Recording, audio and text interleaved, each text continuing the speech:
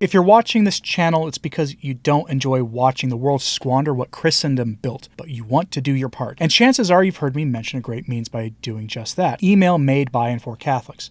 Check out fidei.email. That's FIDEI.email.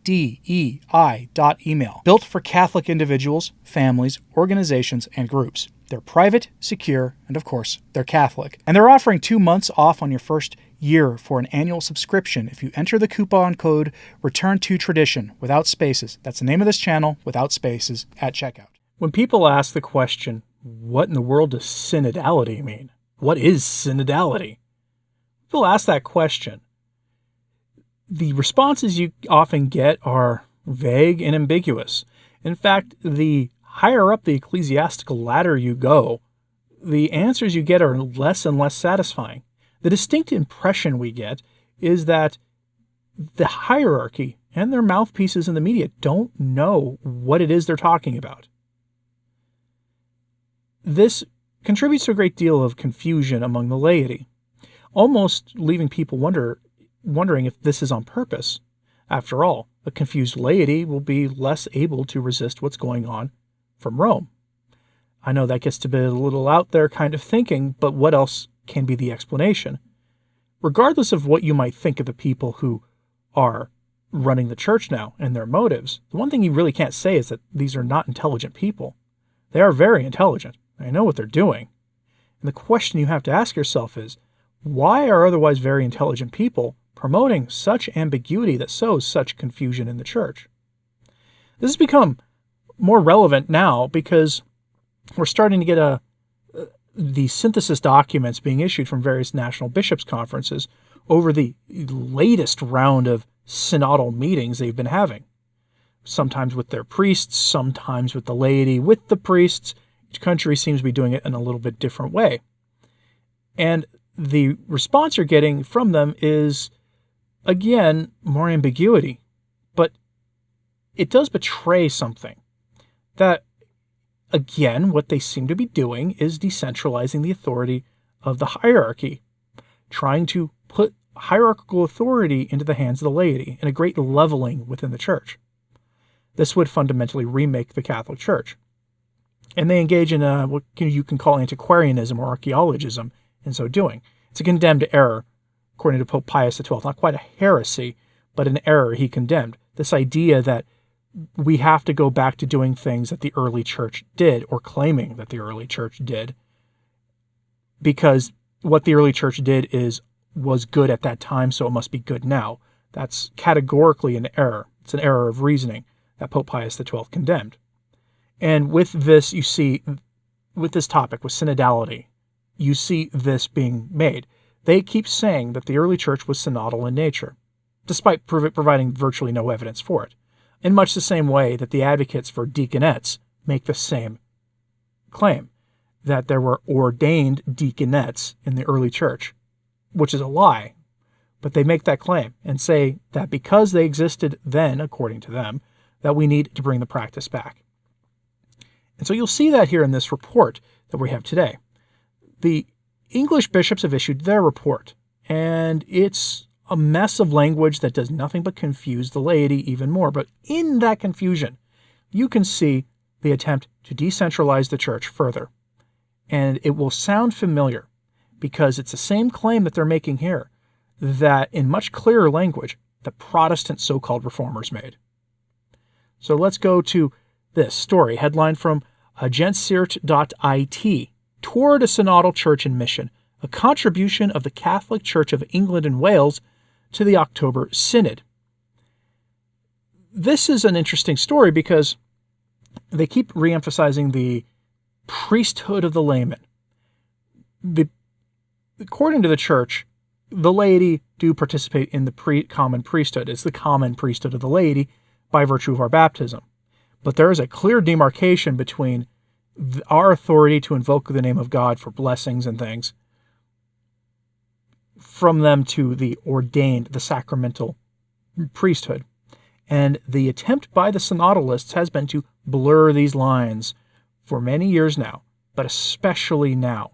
You've seen this before the Synod on Synodality with the inclusion of laymen at the altar, with the laymen running ministries in the church, and the proposals for the laymen to govern parishes, which they do in some cases now, and to govern the dioceses. That's a proposal that's on the table in some places. All because the baptized, by virtue of our baptism, have authority in the church. They then make the leap of logic to say that the hierarchy essentially must be disestablished, and laymen replacing it. The worst catechized generation in history, by the way, are the ones who should have greater authority. Keep that one in mind as we go over this. So, from the article, quote, "The chapters covering the latest phase of the synod process in England and Wales underline the need for cooperation between the laity and the clergy. Here is the heart of our synodal journey thus far, a call to the co-responsibility of the priesthood, of all the faithful with the ministerial priesthood, supporting each other in the work of the mission of the Church," reads the document. It points out that growing in communion with each other in a common baptismal faith leads to a desire to participate more fully in the Church's life and ministry. This in turn gives a heart for mission, not as something to be done, but with the realization that the Church is mission. The document continues, "Enhancing the relationship between priest and the lay faithful can improve and empower all those who contribute to the life of the Church of England and Wales." According to this latest synodal document released by the English bishops, it is important that the faithful assume full responsibility for the faith they received through baptism to a greater extent than they have done so far. End quote. Now, this won't surprise anybody paying attention, because that document, what I just read to you, is pretty vague. They want to blur the lines. This is a response to Francis's constant driving on about clericalism and rigidity and, all this other digs he makes at the hierarchical nature of the church. This is their response to that, to blur the lines. I want to remind you that priests are not ordinary human beings, that by virtue of their training and especially by virtue of the sacrament of holy orders and the consecration of their hands, they can offer the Eucharist. They can confect the Eucharist. That they have a gift from God and a duty from God to absolve sins, offer the holy sacrifice of the Mass, and to preach the gospel in ways that the rest of us do not have. And this is an attempt to blur the lines there, to downplay their sacramental authority. Now, of course, the most influential layman in all of the Church of England decided to chime in on this. Austin Ivray, professional Francis fanfiction writer, meaning he's the papal biographer in the English-speaking world, he has a hobby, by the way, of ratting on his local traditional Latin Mass parishes when they don't toe the line of Traditionis Custodes, something I've covered here before.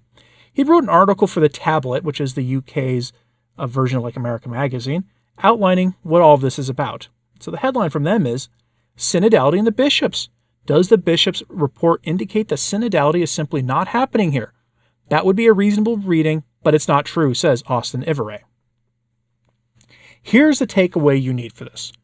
Everyone complains that they don't know what synodality is. Everyone says it's a confusing concept that has never been defined by Rome, because it really hasn't. Austin Ivray is a perfect example of someone in a position of influence in the Church who is sowing this confusion. Take a look at how he describes the process below. From the article, quote, "The concrete questions were set out in the Synod Secretariat's Towards October 24 document, which noted how since October 2021, the Church has been on a journey of opening up to the Spirit and mutual encounters that have generated a desire to share this gift, involving ever more people in this dynamism. This 3-year historic Synod on Synodality, in all its different phases, diocesan, national, regional, universal, has been about learning to exercise an atrophied muscle. It is a culture, a praxis, a way of operating that belonged to the early Church and is being given new life by Pope Francis in ways appropriate for our times. Rome has asked what we are doing and what we have learned, so that the final assembly can draw lessons in how to deepen the synodal journey. The Bishops' Conference reports from across the world will be fed into the working document for the October Assembly. England and Wales has made public its report, but so discreetly it would be odd if you were aware it existed." End quote. Did you understand any of that? Aside from they released a report but didn't publicize it, so you'd be surprised if you knew it existed stuff. Did you understand that? They forget who they're writing for. Or they don't want you to understand it. Take your pick on their motive.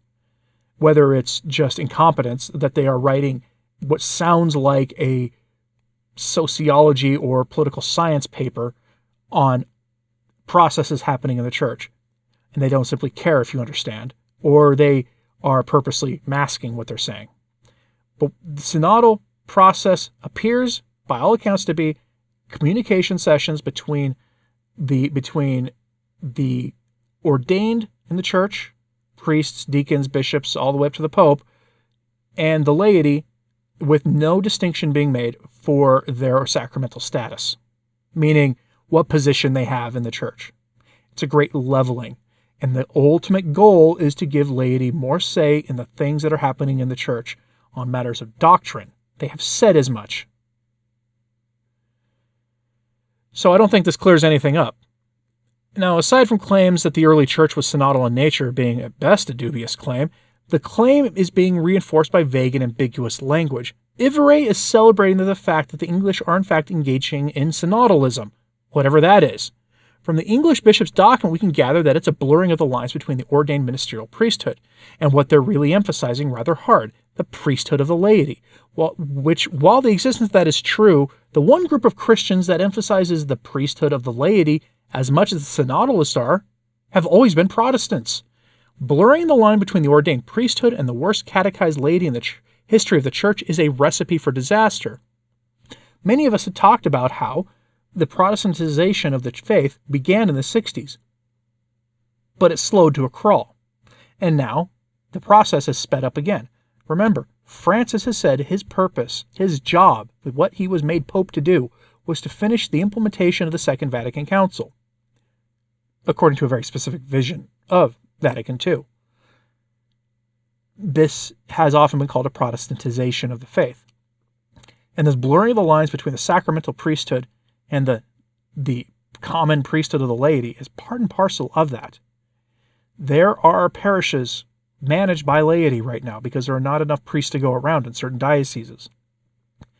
You see a lot of this in Europe, where in Germany especially, it is proposed that who becomes the bishop in a diocese, the laity should have influence in that decision. They say that the laity should have a massive role in who becomes a priest, who becomes the bishop. They should have the authority to preach the gospel because they are part of the common priesthood of the laity. They even believe that the laity should be able to offer the homily at Mass. And there have been some whispers among them that even the laity should be given the authority to offer the Eucharist. When you blur the lines of the priesthood and the laity that much, what happens to the priesthood? I'll leave you with that question. Let me know what you think of this in the comments, please. Do you think that that they're purposely using ambiguous language? Or do you think this is an issue of competency? Or can synodality even be explained in common language? Let me know your thoughts on this in the comments, please.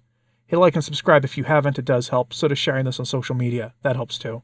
And as always, pray for the church. I'm Anthony Stine. Ave Maria.